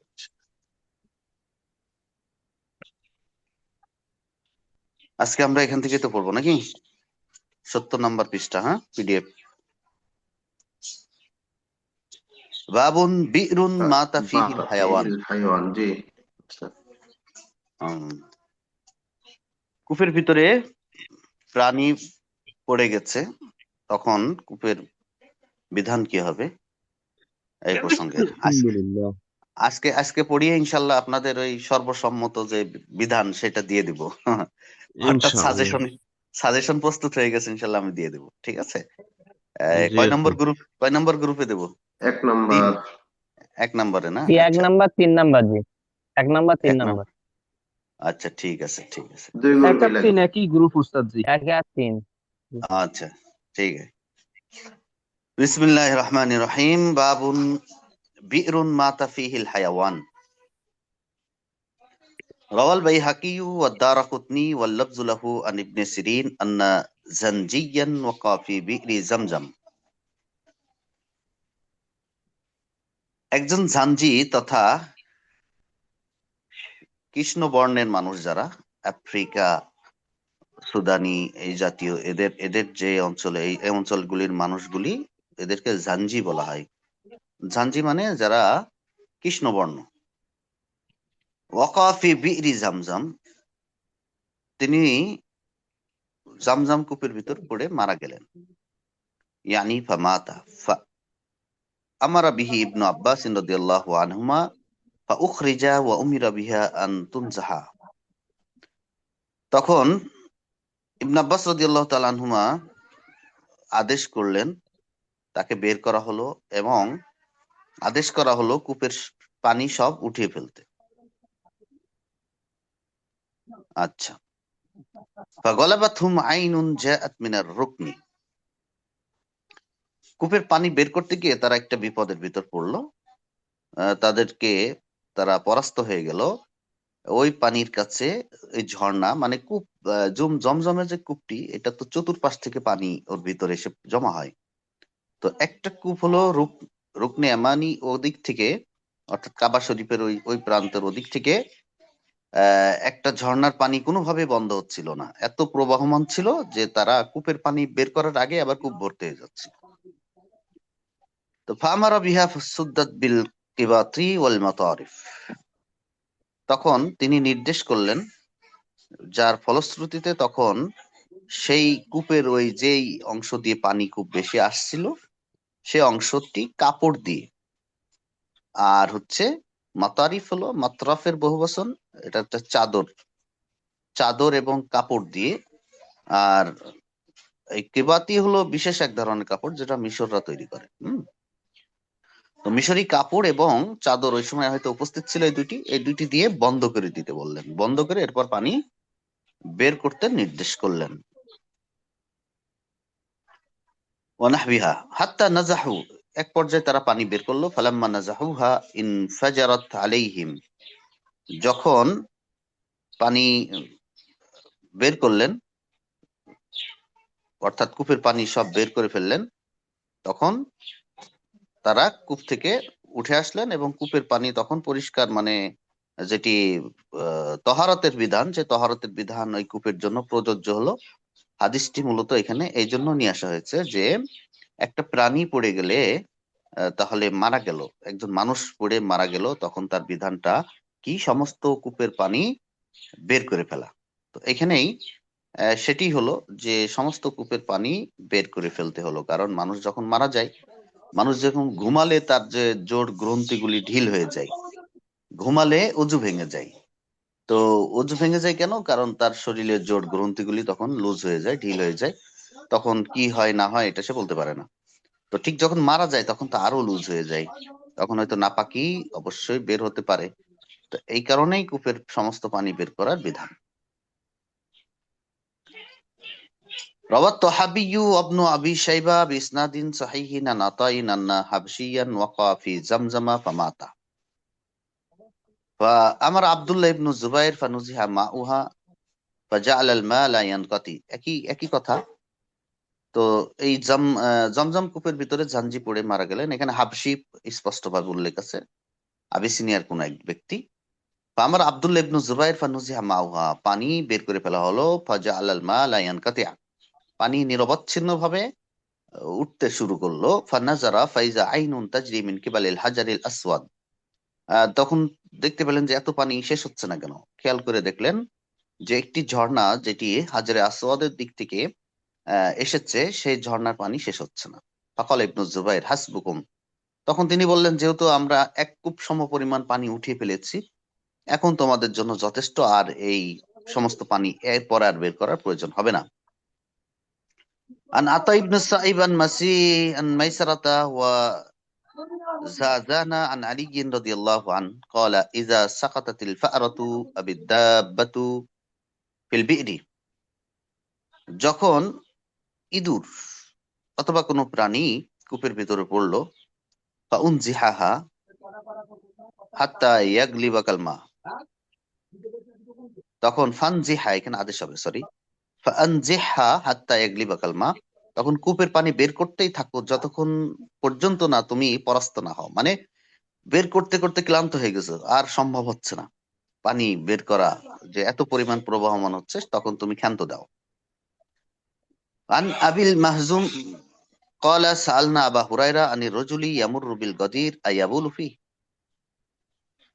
তিনি বলছেন আমরা আবু হুরায়রা রাদিয়াল্লাহু তাআলা আনহুকে জিজ্ঞাসা করলাম যে একজন মানুষ যে কোন একটা বড় পুকুরের পাশ দিয়ে অতিক্রম করছে, একটা পুকুর, গাদির, জলাশয়, তখন কি সে তার ভিতরে প্রস্রাব করবে? কলালা, না, করবে না। কারণ ফাইন্নাহু ইয়ামুরু বিহি আখুহুল মুসলিম, কারণ এই জলাশয়ের পাশ দিয়ে হয়তো তার কোনো মুসলমান ভাই অতিক্রম করবে, ফায়াশরবু মিনহু, এবং সে এখানে থেকে পানি পান করবে, আর তুমি এর ভিতর প্রস্রাব করলে এটি নোংরা হয়ে গেল। ওয়ায়াতাওয়াদ্দাউ, হয়তো ওযু করবে। ওয়াইন কানা জারিয়ান, আর যদি প্রবাহমান হয়, তাহলে ফালিয়াবুল ফিহি ইনশাহা, তাহলে তো এখানে প্রস্রাব করলে কোনো সমস্যা নেই, পানি নিয়ে চলে যাবে। এই প্রস্রাব এর যেই প্রস্রাবের অর্থাৎ প্রবাহমানতার সাথে প্রস্রাবের ছিটা, প্রস্রাবের নাপাকি, এটা দূর হয়ে যাবে। حدثنا أبو عامر العقدي قال حدثنا سفيان عن زكريا عن الشعبي عن الطيري والسنوري ونحبهما يقع في البئر। আচ্ছা, এখানে পাখি এবং সিন্নাউর মানে হলো কাঠবিড়ালি, কাঠবিড়ালি জাতীয় ইঁদুর প্রজাতির জিনিস। তো যখন পাখি এবং কাঠবিড়ালি এই জাতীয় জিনিস কূপের ভিতরে পড়বে, একাও ফিল বি'রি ক্বালা ইউনজাহু মিনহা আরবাউনা দালবান, তখন 40 বালতি সমপরিমাণ, মধ্যম বালতির 40 বালতি পানি বের করা হবে। আন আব্দুল ইবনে সুবরাত আল হামদানি আন শাবি ক্বালা সাআলনা আনিদ দাজাজা তাকাউ ফিল বি'রি ফাতামুতু ফিহা, যদি কূপের ভিতরে মুরগি জাতীয় কিছু পড়ে মারা যায়, ক্বালা ইউনজাহু মিনহা 70 দালবান, তখন 70 বালতি পানি নির্গত করতে হবে। এখন তো কূপ নাই, যার কারণে মাসলাগুলি ওইভাবে চর্চা হয় না। একটা সময় তো কূপের ব্যবহার ছিল, টিউবওয়েল যখন ছিল না, টিউবওয়েলের আগের যুগ, ওই কূপ থেকে টিউবওয়েলের ধারণাটা এসেছে। أخبرنا مغيرة عن إبراهيم في البئر يقع فيه الجرز بالسنور فيموت। জুরাজ মানে ইঁদুর, আর সিন্নাউর মানে ওই যে আগে যে গেল কাঠবিড়ালি, একই প্রজাতির। ফায়ামুতু, এবং যদি কূপের ভিতর পড়ে মারা যায়, কলা ইয়াদলু মিনহা আরবাঈনা দালবান, তাহলে 40 বালতি পরিমাণ বের করবে। কলাল মুগীরা হাত্তা ইয়াতাগায়্যারাল মা, পানির রং, পানি বের করতে করতে পানি পরিবর্তন হয়ে যাবে, পরিষ্কার পানি যতক্ষণ না আসবে ততক্ষণ পর্যন্ত এই কাজ করতেই থাকবে। বাবুন ফারাতুন ওয়াকাত ফিস সামান, ইঁদুর, একটি ইঁদুর ঘির ভিতরে পড়ে গেছে, তখন কি হবে? কলা ফি ফারাতিন মাতাত ফিস সামান, ইঁদুর যদি ঘি জাতীয় তরল খাদ্যের ভিতরে পড়ে মারা যায়, ইনকানা জামিদান, আর এই খাদ্যটি যদি তখন জমাটবদ্ধ থাকে, ফাআলকুহা ওয়া মা হাওলাহা, তখন ওই ইঁদুরটিকে ফেলে দাও আর ইঁদুরের চতুর্পাশে থেকে কিছু অংশ ঘি ফেলে দাও। আর যদি তরল হয়, ওয়া ইন কানা মাইআন ফালা তাকরাবু, তাহলে সমগ্র ঘি ফেলিয়ে দাও, এটি খাওয়া যাবে না। স্বাভাবিকভাবে জমাটবদ্ধ থাকলে নাপাকিটা বেশি দূর পর্যন্ত যেতে পারবে না। আর যদি তরল হয় তাহলে সমগ্র ঘির ভিতরেই নাপাকি মিশে গেছে, সুতরাং এই সমগ্র ঘি ফেলিয়ে দিতে হবে, খাওয়া যাবে না। বাবুন লা ইয়াফসুদুল মাউ বিখুরিল হামামি ওয়াল উসফুর, কবুতর এবং চড়ুই জাতীয় পাখি, এই প্রজাতির পাখিদের বিষটা যদি কূপের ভিতরে পড়ে তাহলে পানি নাপাক হবে না বা পানি নষ্ট হবে না। লিহাদিস ইবনে মাসউদ রাদিয়াল্লাহু তাআলা আনহুমা আন্নাহু খরিয়াত আলাইহি হামামাতুন ফামাসাহু বিইসবাইহি, ইবনে মাসউদ রাদিয়াল্লাহু তাআলা আনহুর হাদিস যে তার উপরে একবার একটি কবুতরে বিষটা ছাড়লো, মানে উপর দিয়ে হয়তো মাথার উপর দিয়ে যাচ্ছিল, তখন বিষটা পড়লো ইবনে মাসউদ রাদিয়াল্লাহু তাআলা আনহুর গায়ে। তখন তিনি কি করলেন? ফামাসাহু বিইসবাইহি, তিনি তার আঙ্গুল দিয়ে মোচ্ছন করে ফেললেন, মুছে ফেললেন। জারিকা আলা ইবনে উমর রাদিয়াল্লাহু তাআলা আনহুমা তায়রুন ফামাসাহাহু বিহাসাতিন ওয়া সাল্লা ওয়া লাম ইয়াগসিলহু, ইবনে উমর রাদিয়াল্লাহু তাআলা আনহুর উপরে একটি পাখি, একই রকম বর্ণনা, একটি বিষটা ত্যাগ করার কারণে তিনি তৎক্ষণাৎ সেখান থেকে পাথর জাতীয় কিছু দিয়ে, মাসাহাহু বিহাসাতিন, পাথর তুলে পাথর দিয়ে মুছে ফেললেন এবং এই অবস্থায় নামাজ পড়লেন, জায়গাটি ধৌত করা ব্যতীতই। তার মানে বোঝা গেল এই সমস্ত প্রাণী, যে সমস্ত পাখি মাকুলুল লাহাম, এই সমস্ত পাখির বিষটা এটা নাপাক নয়, এটা পড়লে পানি নষ্ট হবে না, এমনকি শরীরের কাপড়ও নাপাক হবে না। বাবুন লা ইয়াফসুদুল মাউ মিন উকুই আদামিয়্যিন ওয়া মা ইউকালু লাহমুহু ইযা খারাজা হাইয়ান ওয়া লাম ইয়াকুন আলাইহি নাজাসা। আগে আমরা যে মাসলা পড়লাম, মানুষ বা কোনো প্রাণী পড়ে যদি মারা যায় কূপের ভিতরে তখন তার বিধান কি হবে। এখন বলছে যে সমস্ত প্রাণী মাকুলুল লাহাম তথা ভোজ্য প্রাণী, ভোজ্য প্রাণী অথবা মানুষ কিংবা ভোজ্য প্রাণী যদি কূপের ভিতরে পড়ে এবং জীবিত উঠে আসে, তাকে জীবিত উদ্ধার করা হয়। ইজা খরাজ হাইয়ান ওয়া লাম ইয়াকুন আলাইহি নাজাসা, আর তার শরীরে কোনো নাপাক ছিল না, তো নাপাক ছিল না, জীবিত উঠে এসেছে, তখন তার বিধান কি হবে। তো যেখানে মনে করো যে নাপাক থাকবে, যেমন ধরুন যে একজন মানুষ মাত্র মদ পান করছে, মদ পান করে মাতাল হয়ে ঠাস করে পড়ে গেছে কূপের ভিতরে, মুখে নাপাকি আছে, তো কূপ তো পুরা নাপাক হয়ে যাবে। তো এমন হতে পারে যে শরীরে নাপাকি ছিল, ফরজ গোসল প্রয়োজন ছিল, এমন অবস্থায় কূপের পানি তুলতে যাই কূপের ভিতর পড়ে গেছে, তো অনেকভাবেই হতে পারে সম্ভাব্য। তো সেই সুরতে তো কূপের পানি সবই বের করতে হবে, জীবিত বের হয়ে আসলেও। কিন্তু যখন শরীরে কোনোভাবে নাপাকি নেই, নাপাকির চিহ্ন নেই, কাপড়ে নেই, শরীরে নেই, এমন অবস্থায় যদি কেউ ওই কূপের ভিতরে পড়ে যায়, জীবিত উদ্ধার হয়, তখন সেই কূপ থেকে কি পরিমাণ পানি বের করতে হবে কি হবে না সেই মাসলা। রুবিয়া আন্নাল মিহরাজ কানা ইউদাউ আলা বাবি মসজিদি রাসূলিল্লাহ সাল্লাল্লাহু আলাইহি ওয়াসাল্লাম।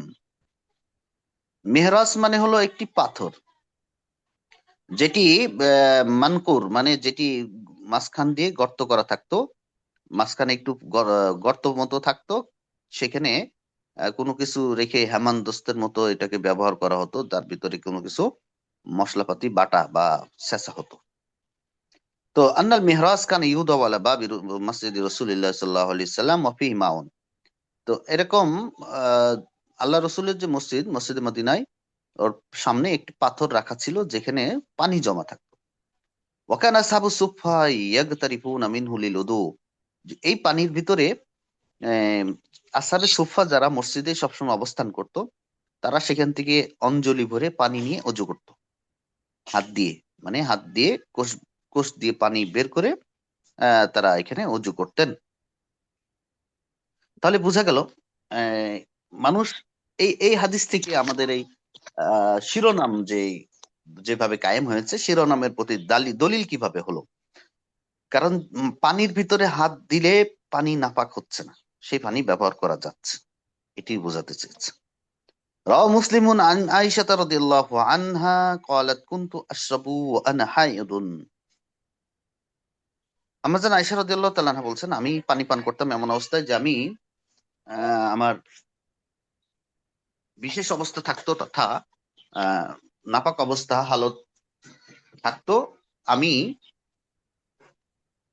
পানি পান করতাম গ্লাস ইত্যাদিতে। যখন আমি পানি পান করতাম, এই পানি পান করার পরে এই গ্লাসটি বাকি অংশ আমি আল্লাহ রসুল সাল্লাল্লাহু আলাইহি সাল্লামের কাছে দিতাম পান করার জন্য। তখন আল্লাহ রসুল সুম্মা উনাবিলুহুন নবী সাল্লাল্লাহু আলাইহি ওয়াসাল্লাম ফায়াদাউ ফাহু আলা মাওদাই ফিয়া ফায়াশরাবু। আমি যেখানে মুখ লাগিয়ে পানি পান করেছি, ঠিক সেই জায়গাটিতে আল্লাহ রসুল তার মুখ লাগিয়ে পানি পান করতেন। তো মানুষ নাপাক অবস্থায়ও যদি কোনো কিছু ধরে, পানিতে স্পর্শ করে, মানুষের মুখ দেহ ছুঁয়ে যায় পানিটা, তো ওই পানি নাপাক হয় না। এটা তাহলে যদি নাপাকি হয়ে যেত, তাহলে আল্লাহ রসুল তো ওই জায়গায় মুখ লাগিয়ে পানি পান করতেন না। রুবিয়া আন্নাল মুমিনা লা ইয়াতানাজ্জাস। হাদিসে বর্ণিত আছে যে মুমিন নাপাক হয় না, মুমিন নাপাক হয় না। রাহু আসহাবুস সুনান আন আবি হুরায়রা রাদিয়াল্লাহু তাআলা আন। হাদিসটি হযরত আবু হুরায়রা রাদিয়াল্লাহু তাআলা আনহু থেকে বর্ণিত আছে। আচ্ছা, লা ইয়ানজাস আছে কোথাও কোথাও, আর কোথায় লা ইয়াতানাজ্জাস এভাবেও বর্ণিত আছে। রুবিয়া আন্না রাসূলুল্লাহ সাল্লাল্লাহু আলাইহি ওয়াসাল্লাম আনজালা অফ দ্য সাকিফ ফিল মসজিদ। একটি বিশেষ গোত্র অফ দ্য সাকিব গোত্রের কিছু মানুষকে আল্লাহ রসুল মসজিদে তাদেরকে অবতরণ করালেন, তারা মসজিদে অবস্থান করলো। তো মানুষ যদি নাপাক হতো, তো তাদেরকে এভাবে মসজিদের ভিতরে জায়গা করে দিতেন না। তারা আল্লাহ রসুল সাল্লাল্লাহু আলাইহি সাল্লামের কাছে এসেছিলেন, আল্লাহ রসুল তাদেরকে কি বশত, তাদের প্রতি রহমত বশত তাদেরকে মসজিদে জায়গা দিয়েছিলেন, যাতে করে তারা তাদের দিল নরম হয় ইসলামের প্রতি ঝুঁকে ওই প্রাথমিক অবস্থায়। বাবু সুরিল কালবি, কুকুরের ঝুটা। কলান নিমোবি ফি আসারিহি, উনি হলেন শেখ আল্লামা আল মুহাদ্দিস মুহাম্মদ ইবনু নিমোবি আশ-শাহির বিজাহির আহসান আন-নিমোবি আল আজিম আবাদি আহাদুল উলামা ইল মুবাররিজিন ফিল ফিকহ ওয়াল হাদিস। নিচে ওনার সম্পর্কে সংক্ষেপে কিছু ডাটা দেওয়া আছে। في أثر أن عطاء عن أبي هريرة رضي الله عنه أنه قال إذا كان ولغ الكلب في الإناء أهراكه وغسله ثلاث مرات رواه الدارقطني। যখন কুকুর কোনো পাত্রে মুখ লাগাতো, তখন তা ঢেলে দেওয়া হতো, ঢেলে দিতেন এবং তাকে 3 বার ধৌত করতেন। وعنه عن أبي هريرة رضي الله عنه قال إذا ولغ الكلب في الإناء فأهرقه ثم اغسله فأهرقه ثم اغسله ثلاث مرات। একই বর্ণনা, একই রকম কথা। وعن ابن جريج قال قال لي عطاء يغسل الإناء الذي ولغ الكلب فيه قال كل ذلك 7। তো এখানে বিভিন্ন রেওয়ায়েত আছে, 3 সর্বনিম্ন 3, কেউ কেউ বলছেন 5, কেউ কেউ বলছেন 7। এভাবে কুকুরে যদি কোনো বর্তনে মুখ দেয়, তাহলে এভাবে ধৌত করতে বলা হয়েছে। সালাসা মিরার, খমসা মিরার অথবা সাব, বেজোর সংখ্যায় এটাকে ধৌত করতে বলা হয়েছে। আচ্ছা, বাবু সুরিল হিররা ফি তিরমিজি আন কাবাশাতা ইবনাতি কাব ইবনে মালিকিন ওয়া কানাত তাহতা ইবনে আবি কুদামা আন্না আবা কুদামা দাখালা আলাইহা ক্বালাত ফাসাবাকতু লাহু ওযুআন, আমি তার জন্য উজুর পানি প্রস্তুত করে দিলাম, ঢেলে দিলাম। ক্বালাত ফাজাআত হিররাতুন তাশরাবু, তো উজুর পানি তার জন্য প্রস্তুত করে রাখার পরে একটি আহ বিড়াল আসলো এবং সেই পানিতে মুখ দিয়ে পানি পান করলো। ফাসগালাহাল ইনা হাত্তা শারিবাত, তিনি পাত্রটিকে আরো আহ, কি বলে কাত করে ধরলেন, ঝুঁকিয়ে দিলেন, পাত্রটিকে ঝুঁকিয়ে দিলেন, ফলে যাতে করে সেই পাত্র থেকে বিড়ালে পান করতে পারে সুবিধা মতো। ক্বালাত কাবশাতু ফারাআনি আনজুরু ইলাইহি, তখন তিনি দেখলেন যে আমি তাকে দেখছি, তার দিকে তাকিয়ে দিচ্ছি। ফাকালা তাজাবিনা ইয়া ইবনা আখি, ইয়া ইবনাত আখি, তখন জিজ্ঞাসা করলেন, তুমি কি আশ্চর্য হচ্ছ আমার কাজ দেখে? ফাকুলতু নাম। ফাকালা ইন্না রাসূলুল্লাহ সাল্লাল্লাহু আলাইহি সাল্লাম ক্বাল, আল্লাহ রাসূল সাল্লাল্লাহু আলাইহি সাল্লাম বলেছেন, ইন্নাহা লাইসাত বিনাজিস, বিড়াল নাপাক নয়। ইন্নামা হিয়া মিনাত তাওয়াফিন আলাইকুম বিতাওয়াফাত, আল্লাহ রাসূল বলেছেন বিড়াল তো তোমাদের কাছে যাওয়া আসা করে, ঘরেই অবস্থান করে, চলাফেরা করে, এই জন্য এই প্রাণী নাপাক নয়। ক্বালা আবু ঈসা হাযা হাদীসুন হাসানুন সহিহুন ওয়া ফিল বাবি আন আয়েশাতা ওয়া আবি হুরায়রা আন আয়েশাতা রাদিয়াল্লাহু তাআলা আনহা আন্না রাসূলুল্লাহ সাল্লাল্লাহু আলাইহি ওয়াসাল্লাম ক্বাল ইন্নাহা লাইসাত বিনাজিস হিয়া কাবাদিল আহলিল বাইত, বিড়াল এটি ঘরের সদস্যদের মতোই। সুতরাং অন্যান্য সদস্যরা যেরকম ঘরের ভিতরে বসবাস করে, তারা যেমন পুত পবিত্র, তারা নাপাক নয়, তাদের ঝোঁটা নাপাক নয়, তো বিড়ালের ঝোঁটাও নাপাক নয়। অফি সুনানিদ দারাকুতনি হিয়া কামাতাইল বাইত, অন্য জায়গায় আছে সে ঘরের সামানার মতো, ঘরের সদস্যর মতো জায়গায় সেখানে সামানার কথা উল্লেখ আছে। সুইলা আনাস ইবনু মালিক আনিল হিররা ক্বালা খারাজা রাসূলুল্লাহ সাল্লাল্লাহু আলাইহি ওয়াসাল্লাম ইলা আরদিন বিল মাদিনা, ইবনু আনাস ইবনু মালিক রাদিয়াল্লাহু তাআলা আনহু, রাসূলের যে তিনি সেবক খাদেম ছিলেন, তাকে জিজ্ঞাসা করা হলো যে বিড়াল সম্পর্কে, তাকে জিজ্ঞাসা করা হলে তিনি বললেন যে রাসূল সাল্লাল্লাহু আলাইহি ওয়াসাল্লাম একবার একটি জায়গায় দিকে বের হলেন, মদিনায় কোন এক স্থানে, যে জায়গাটাকে বুতহান বলা হতো। ফাকালা আলী আনাস, তখন আনাসকে বললেন, উসকুবলি উদুই, আমার ওযুর পানি প্রস্তুত করো। ফাসাকাবতু লাহু, আমি তার জন্য ওযুর পানি প্রস্তুত করলাম। ফালাম্মা ক্বাযা হাজাতাহু, যখন তার প্রয়োজন শেষ হলো, আকবালা ইলাল ইনাই, তখন তিনি ওই পাত্রের কাছে আসলেন। অকাদ আতা হিররুন, এর মধ্যে একটি বিড়াল এসেছে। ফাওলা গাফিল ইনাই, পাত্রের ভিতর মুখ দিয়েছে। ফাওয়াকাফা লাহু রাসূলুল্লাহ সাল্লাল্লাহু আলাইহি ওয়াসাল্লাম, তখন রাসূল সাল্লাল্লাহু আলাইহি সাল্লাম তার জন্য ওয়েট করলেন, অপেক্ষা করলেন। ওয়াকফাতান হাত্তা শারিবাল হিররু, বিড়াল যতক্ষণ পর্যন্ত পানি পান করা শেষ না হয়। সুম্মা সাআলতুহু, আমি তাকে জিজ্ঞাসা করলাম। ফাকালা ইয়া আনাসু ইন্নাল হিররা মিন মাতাইল বাইত, বিড়াল তো হলো ঘরের আসবাবের মতো। লা ইউকাজ্জিরা শাইআন ওয়া লা ইউনাজ্জিসাহু, কোনো কিছুকে নোংরা করে না এবং নাপাক করে দেয় না। রাহু তাবরানী ফিল মুআজাম।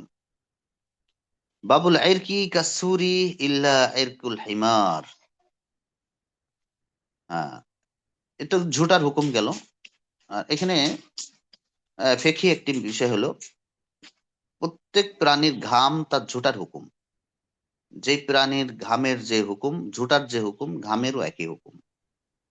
তো এই কথাটা এখানে বলছে, বাবুল ইরকি কাসুরি ইল্লা ইরকুল হিমার, তবে গাধার যে ঘাম, এটাকে ব্যতিক্রম বলা হচ্ছে। গাধার ঘাম ব্যতিক্রম, কারণ ইয়াতাওয়ালাদানি মিন লাহমিহি, কারণ গাধার ঝুটা, গাধার ঘাম, এটি তার গোশত থেকে নাকি তৈরি হয়। তো যেহেতু তার গোশত খাওয়া যায় না, এই জন্য এটিকে নাপাক বলা হয়েছে। লাম্মা আন্না নবী সাল্লাল্লাহু আলাইহি ওয়াসাল্লাম কানা ইয়ারকাবুল হিমারা معرويا في حر الحجاز فلا بد من أن تعرق الحمر ويلصق بالجسم بالثوب। আচ্ছা, যাই হোক, তো এখানে গাধার যে সরি যে কথা বলছিলাম, গাধার যে নাপাক না, উল্টা বলছি, গাধার যে ঘাম, হ্যাঁ গাধার যে ঘাম, গাধা খাওয়া একটা সময় কিন্তু কিছুদিনের জন্য গৃহপালিত গাধা খাওয়ার অনুমতি ছিল ইসলাম। এটা আপনারা যারা হাদিসের কিতাবের ভেতরে পড়েছেন, হাদিসের কিতাবে সেখানে আছে। এরপরে নিষেধ করা হয়। তো যদিও তার গোশত খাওয়া যায় না, কিন্তু গাধার কিন্তু এই যে ঘাম, এটা আবার নাপাক না, এই জিনিসটা এখানে বোঝানোর জন্য এই জন্য ইল্লা ইরকাল হিমার শব্দটি যুক্ত করা হয়েছে। তো সেই বিষয়টি কেমন ছিল যে আল্লাহ রসুল সাল্লাল্লাহু আলাইহি সাল্লাম গাধায় চড়তেন, আর গাধায় চড়লে পারে, গাধা তো ঘামে, এটি ঘামটা শরীরে লাগবে, কাপড়ে লাগবে। যেমন ঘোড়ায় যদি পিঠে আপনি চড়ে থাকেন, ঘোড়া কিন্তু ঘামে দৌড়ালে, তো ঘোড়ার ওই ঘাম আপনার শরীরে লাগবে, কাপড়ে লাগবে। আল্লাহ রসুল গাধার পিঠে আরোহণ করেছেন, এবং এটি বিশেষ এক জাতীয় গাধা, নির্দিষ্ট কোনো এলাকার গাধা, সেই গাধার পিঠে আরোহণ করেছেন। এবং কি হয়েছে, ফি হাররিল হিজাজ, ওই হিজাজ এলাকার ভিতরে, পাথরি এলাকা, হাররুন মানে পাথরি এলাকা, হিজাজ এলাকা, হিজাজি ভূমি যেটাকে আমরা বলি, সেই এলাকায়। তো ওই হিজাজি পাথরি ভূমির ভিতরে গাধার পিঠে আরোহণ করে তিনি গিয়েছেন। ফালাবুদ্দা মিনান তারাকাল হুমুর, তাহলে অবশ্যই গাধা ঘেমেছে। ওয়াল সাকা বিল জিসমি আবিস সাউব, এবং এই ঘাম আল্লাহ রসুলের শরীর বা কাপড়ের ভিতরে লেগেছে। এখান থেকে গাধার ঘাম যে পবিত্র, নাপাক নয়, সেটির মূলত প্রমাণ পাওয়া যায়।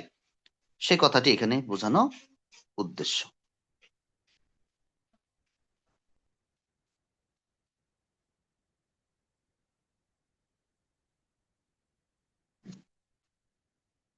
আচ্ছা ওলামায়ে কেরাম, তাহলে আবু আবু তায়াম্মুমের আগ পর্যন্ত আমাদের থাকলো ইনশাল্লাহ। আমরা সামনে যাওয়ার ইচ্ছা করছি না, ইনশাআল্লাহ। যদিও আগামী সপ্তাহে পড়ালে তায়াম্মুম শেষ হতো, কিন্তু আমার মনে হয় এখানেই থাক নাকি। জি ইনশাল্লাহ। জি আপনাদের জন্য তাহলে একটু আসান হলো। আমিও সাজেশন প্রস্তুত করে কিছুক্ষণের ভিতর ইনশাল্লাহ আমি দিয়ে দিচ্ছি আপনাদের গ্রুপে, ঠিক আছে? তাহলে ইনশাআল্লাহ। উত্তর কি লিখে দেবো না উত্তর ছাড়াই দিব? উত্তর দিয়ে দিলে ভালো হয়। জি লিখে দেন, লিখে দিলে ভালো হয়। আচ্ছা ঠিক আছে, তাহলে উত্তর সহ ইনশাল্লাহ আমি দিয়ে দিচ্ছি, ওখান থেকে আপনারা সংগ্রহ করে নেন, ঠিক আছে ইনশাল্লাহ। জি ওস্তাদ, জি ওস্তাদ, আচ্ছা, শুকরিয়া। জি ঠিক ইনশাল্লাহ। ওস্তাদ আছে। জি, আপনার নাম্বারটা একটু হলে ভালো হতো জি। নাম্বার না দিলাম গত সপ্তাহে, 3 জি না, নাম্বার গ্রুপে না? জি না, 3 নাম্বার গ্রুপ, আচ্ছা আবার দিয়ে 3 দিচ্ছি, নাম্বার। তাহলে আবার দিয়ে দিচ্ছি ইনশাল্লাহ। এখন নাম্বারটাকে দিয়ে দিই, হ্যাঁ, তারপরে বাকি। জি তাহলে ঠিক আছে, তাহলে আজকে এ পর্যন্ত ইনশাল্লাহ। আসসালামু আলাইকুম ওয়া রাহমাতুল্লাহি ওয়া বারাকাতুহু। কারো কি কোনো ওয়ালাইকুম কথা ছিল? আসসালাম ওয়া রাহমাতুল্লাহি ওয়া বারাকাতুহু। জি না, আচ্ছা ঠিক আছে, থাক তাহলে। আসসালামু আলাইকুম। ওয়ালাইকুম আসসালাম।